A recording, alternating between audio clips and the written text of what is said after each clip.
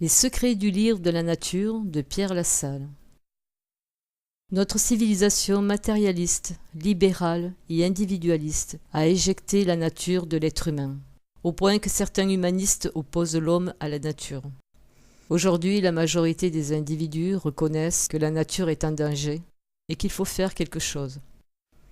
Les pays se réunissent et décident de réduire les gaz à effet de serre de 2,5% en progressant de 0,5% par an ou prennent d'autres mesures encore plus ridicules que celles-ci. En résumé, rien n'est fait pour arrêter la destruction de la nature. Et plus les pays détruisent, et moins ils veulent faire d'efforts pour stopper le massacre. Ceci bien évidemment au nom du sacro-saint marché économique qui ne doit en aucun cas être restreint d'une quelconque manière. Ainsi, il est de la plus haute importance que l'être humain consumériste continue de satisfaire le moindre de ses désirs égoïstes. Consommez et ne vous occupez pas du reste. Tel pourrait être le leitmotiv de l'homme postmoderne. Bien sûr, l'être humain se sent coupable de contribuer à une telle destruction. Mais il obéit tout de même aux sirènes qui lui recommandent de se laisser aller à ses penchants égoïstes du moment qu'il consomme, alors tout va bien. D'ailleurs, c'est à se demander si l'être humain est toujours un être ou s'il est simplement devenu un consommateur. Mais qu'est-ce qu'un consommateur ? Un idiot qui fait un somme. Ou quelqu'un auquel on a dit « je vous somme d'être un con ». Pourquoi l'être humain détruit-il la nature ? Telle est la question que nous pourrions nous poser. Il est vrai que c'est une question qui peut paraître absurde. En effet, comment l'être humain pourrait-il détruire la nature tout en sachant que c'est grâce à elle qu'il se nourrit ? Si la nature meurt, c'est la famine mondiale. Par exemple, notre mode de vie tue les abeilles. Il a été prouvé plusieurs fois que ce sont les pesticides qui les tuent. Or, Albert Einstein avait dit que si les abeilles disparaissaient, l'humanité n'y survivrait pas plus de 4 ans. Il n'empêche que nous tuons les abeilles.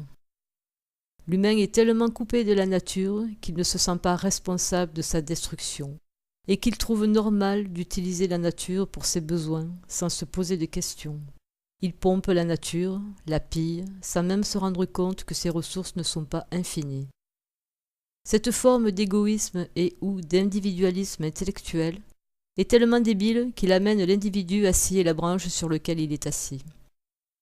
Si c'est ça un consommateur, il vaudrait mieux que chacun devienne un être humain au plus vite pendant qu'il en est encore temps. Culpabilité, insécurité et agressivité.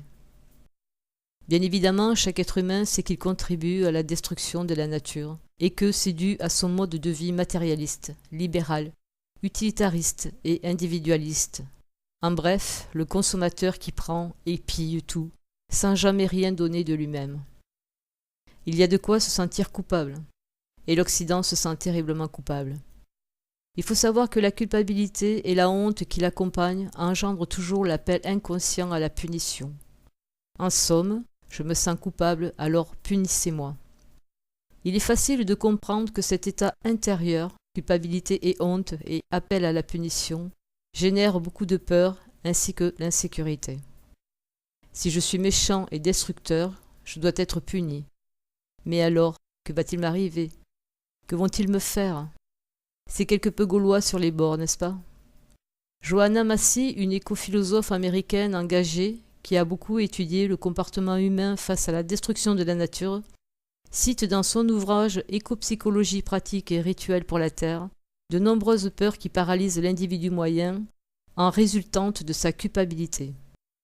Peur de souffrir, peur de désespérer, peur de paraître morbide, peur de paraître ignorant, peur de paraître faible et émotif, peur d'être impuissant, etc. Cette dernière peur, celle engendrant l'impuissance, est générée par les masses médias.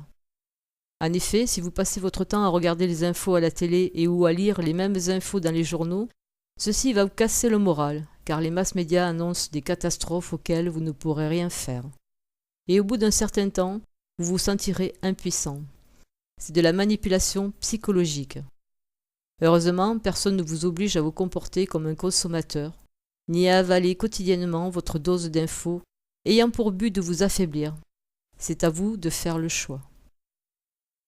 Il est certain que les gens qui se laissent envahir par les infos des masses médias se retrouvent rapidement dans la peau de poules mouillées.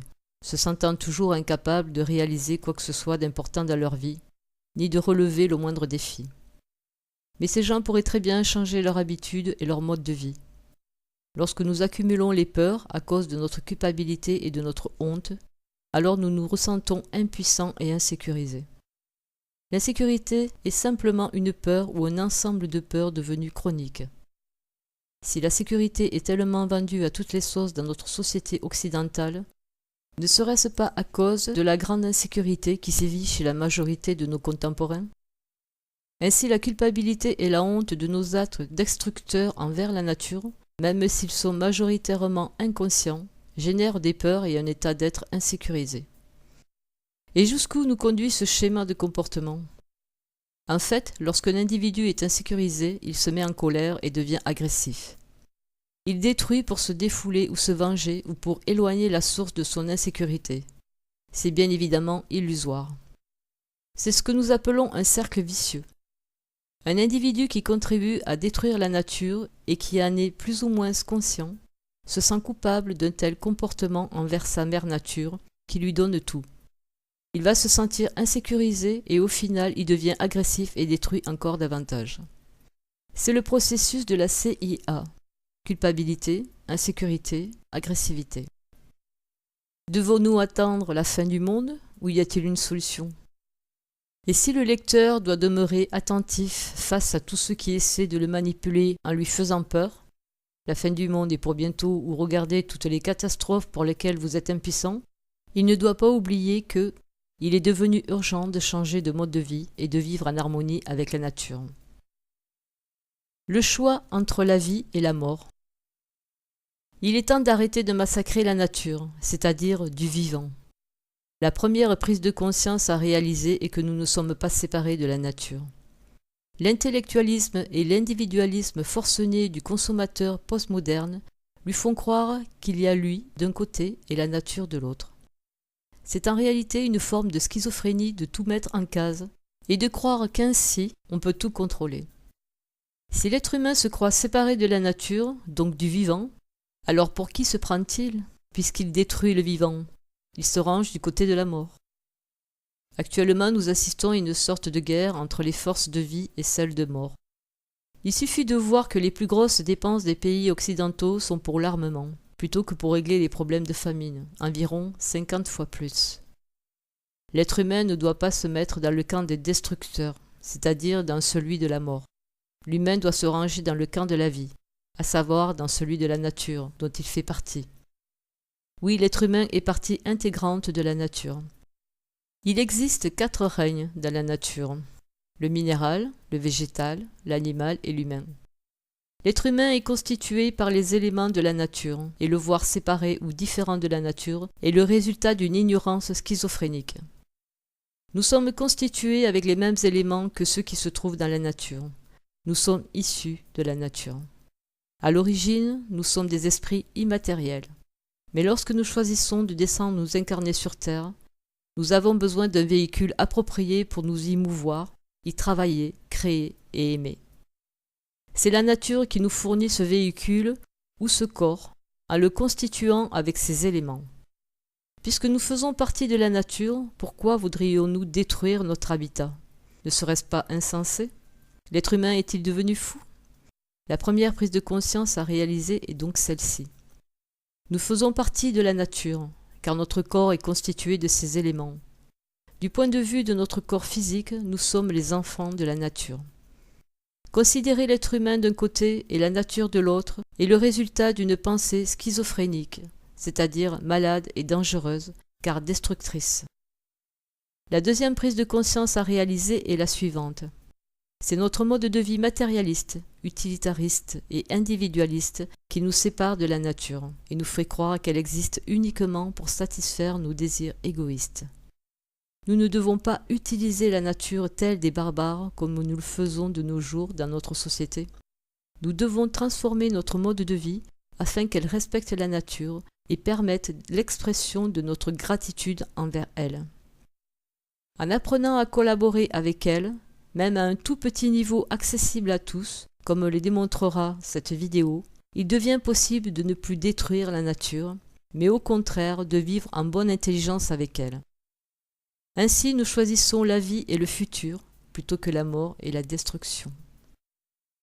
La nature, ce sont des êtres. Les forces de la nature sont des êtres. Partout où existe une production d'énergie, existe un être. C'est lui l'énergie. Pourquoi la science moderne n'a-t-elle pas découvert tous ces êtres à l'œuvre dans la nature, alors qu'ils sont connus depuis la nuit des temps par toutes les civilisations nous ayant précédés? Tout simplement parce que la science se contente d'explorer le monde physique matériel. Or, ces êtres vivent dans le monde physique subtil ou monde éthérique qui, pour l'instant, n'est pas encore directement accessible à la science. Il nous semble essentiel de savoir que la nature est habitée. Peut-être que, si les humains connaissaient l'existence des êtres œuvrant dans la nature, ils la respecteraient davantage, sachant qu'elle est emplie de forces vivantes, agissant pour le bien de l'humanité. Nous pensons, à contrario, que l'ingratitude de l'humain moyen vis-à-vis de la nature est notamment due au fait qu'il ne la voit que comme de la matière, et ne se rend pas compte qu'elle est vivante et grouillante d'êtres y travaillant. Ainsi, en détruisant la nature, ce n'est pas de la matière mais des êtres qui l'exterminent. Cette connaissance à la fois précieuse et fondamentale peut donner du poids à celles et ceux qui veulent respecter Mère Nature et la défendre. Il est temps d'explorer la grande variété des êtres qui œuvrent au sein de la nature et qui constituent son énergie même. Nous parlons alors de manteaux énergétiques et éthériques, de Dame Natura ou Mère Nature. En effet, l'ensemble des milliards d'êtres travaillant dans les diverses strates de la nature forment une sorte de manteau qui recouvre la planète et lui apporte la vie, l'énergie et tout ce dont l'humain a besoin pour exister sur Terre. Les êtres des éléments sont les plus connus: gnomes, ondines, sylphes et salamandres. Et ce sont eux qui exécutent le gros œuvre. Ils sont des milliards et ils existent partout sur Terre. Il est très mauvais pour la santé de penser de manière matérialiste.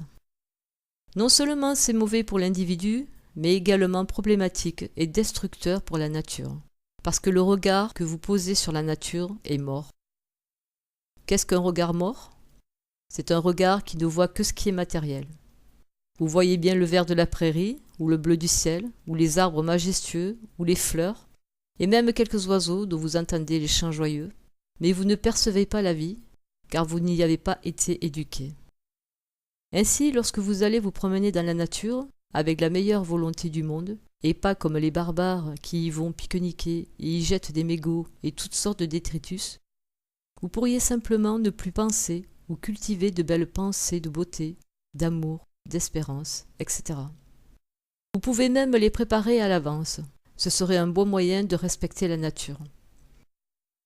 Nous sommes tous interdépendants, entre êtres humains, mais aussi avec la nature et tous ses êtres. Ainsi, lorsque vous décidez d'aller vous promener dans la nature, ce n'est pas pour vous défouler, mais au contraire pour la respecter davantage et lui offrir le meilleur de vous-même. Préparez de belles pensées, lisez de la poésie inspirée, jouez de la musique, lisez un ouvrage inspirant. En résumé, toutes les belles pensées que vous pouvez générer tant que vous vous promenez en nature sont-elles un baume pour les petits êtres qui y vivent et y travaillent. L'essentiel est surtout d'apprendre à développer une nouvelle vision de la nature, celle d'une nature en vie, emplie d'êtres qui y travaillent pour le plus grand bien de tous. C'est ainsi que vous projetterez des pensées vivantes et régénératrices sur la nature, et que vous capterez en retour des forces de vie et de guérison.